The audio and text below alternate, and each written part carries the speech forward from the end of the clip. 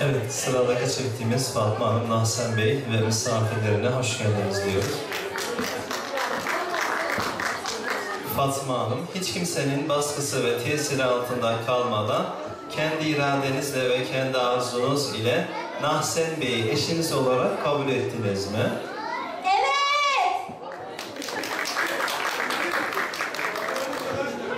Evet damat bey, derin bir nefes çekin. Nahsen Bey, hiç kimsenin baskısı ve tesiri altında kalmadan kendi iradeniz ve kendi arzunuz ile Fatma Hanım'ı eşiniz olarak kabul ettiniz mi? Evet. Olmadı. Evet. Ayşe Hanım, şahitlik ediyor musunuz? Evet. Fatma Hanım ile Nahsen Bey'i karı koca ilan etti.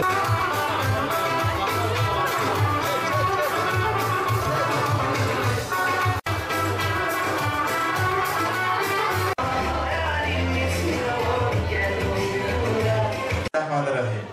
Şahitlerimiz şöyle yaklaşsın, görüşürüz. Hüseyin Zeynep Yaman, hiç kimsenin tesiri altında kalmadan, kendi hür iradenle ve arzunda Sayın Emre Tatar'la bu yaşlı beyefendiyle evlenmeyi kabul ettin mi? Evet. Akşam efendim bu çiftimize Sayın Emre Tatar, kendi hür iradenle, kimsenin baskısında kalmadan Sayın Zeynep Yaman'la, bir hanımefendiyle evlenmeyi kabul ettin mi? Evet. Olmadı. Evet. Olmadı. Evet. Oldu mu efendim? Beğenmemişler. Evet. Tamam şimdi çok da zorlamayalım. Hayır diyeceğim. Sayın Şener Karakuzoğlu, Mesut Fatih Köken.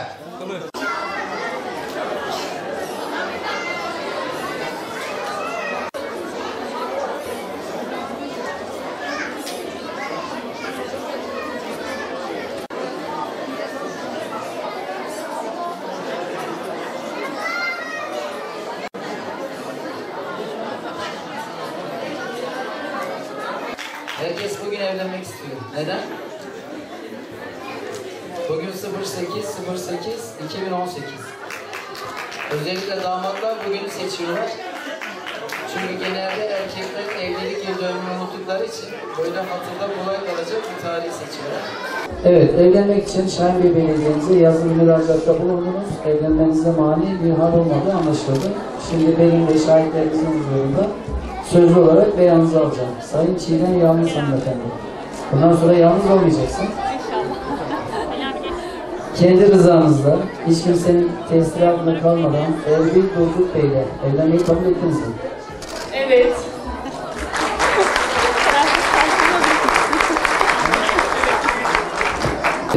Sayın Hüseyin Altuner Bey, mikrofonu alalım. Şahitlik ettiniz mi? Ediyorum. Evet. Evet, Allah Mesut Parti'ye resim diyoruz. Ali Öztürk Bey. Şahitlik ettiniz mi? Evet ediyorum. Ben de Şahin Bey Belediye Başkanı olarak şu andan itibaren Çiğdem Hanım'la Erbil Bey'i karı koca ilan ettim. Allah Mesut Parti'ye resim diyoruz.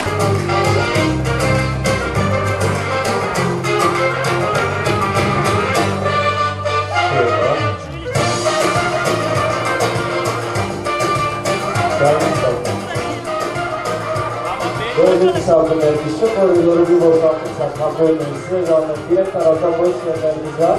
Yukarıdan o tarafa geçebilirsiniz. Koridoru bir boşaltırsak. Evet, nikah işlemimiz tamam. Allah hayırlı mübarek eylesin. İki can saadeti versin. Mutlulukla, huzurla, sabırla bir evliliğiniz olsun. Tutun bakalım. Belediyesi olarak Türkiye'de her yıl en fazla nikah kıyan belediyeyiz. Geçtiğimiz yıl 2017 yılında 6890 adet nikah kıyarak Türkiye birincisi olduk. Bu yılda henüz 7. ayda olmamıza rağmen, 7. ay yeni bitirmemize rağmen 4400 tane nikah kıydık. Bu yılki hedefimiz herhalde 8000'i aşacağız. Bugün 8-8-2018 147 tane çiftimiz belediyemize başvurarak evlenmek istediğini beyan ettiler. Biz de bugün bu kardeşlerimizin nikahını kıyıyoruz. Herhalde yine bugün de en fazla nikah kıyan belediye biz olacağız Türkiye'de. 147 çiftimize mutluluklar diliyorum, huzur diliyorum. Aynı zamanda Şahinbey Belediyesi olarak en fazla doğum da Şahinbey'de oluyor. Geçtiğimiz yıl 23.000 bebek doğdu. İnşallah bu yılda bu rekorumuzu yine egal edeceğiz. Ben yeni çiftlerimize mutluluklar diliyorum. Bol çocuk diliyorum. İnşallah bol çocuklu bir evlilik olsun diyorum. Aile bizim toplumumuzun çekirdek yapısı. Mutlu aile, huzurlu toplum sloganıyla yola çıktık. Bu çerçevede Türkiye'de bir ilk olan evlilik okulunu açtık. Şu ana kadar 23.000'in üzerinde çiftimize bu konuda eğitim verdik. 3 hafta süren bir eğitim. Hem eğitim sonunda sertifika veriyoruz ve akabinde de düğün hediyesi olarak çamaşır makinesi hediye ediyoruz. Ben bütün çiftlerimize de evlilik okulumuza mutlaka katılmalarını öneriyorum. Çünkü orada hayatları boyunca kendilerine lazım olacak çok önemli bilgiler ediniyorlar. Üstelik de otomatik çamaşır makinesi de hediye alıyorlar. 2 türlü kazançları var. Bu sayede hem mutlu bir aileyi yakalıyoruz hem de toplumumuzun, asrımızın hastalığı olan boşanmaların da önüne geçmiş oluyoruz.